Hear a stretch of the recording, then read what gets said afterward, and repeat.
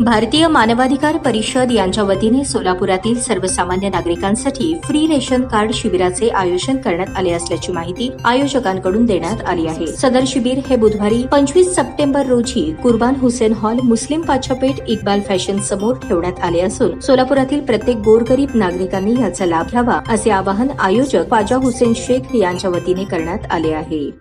नमस्कार आदाब, मैं ख्वाजा हुसैन शेख भारतीय मानवाधिकार परिषद सोलापुर जिला अध्यक्ष और प्राइम न्यूज महाराष्ट्र के माध्यम से सोलापुर के लोगों तक एक मैसेज पहुंचाना चाहता हूं कि आने वाले 25 सितंबर को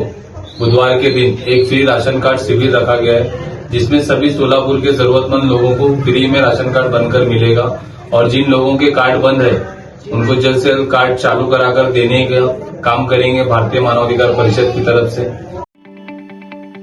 ताज्या बातम्या पाहण्यासाठी प्राईम महाराष्ट्र न्यूज चॅनलला सबस्क्राईब करा।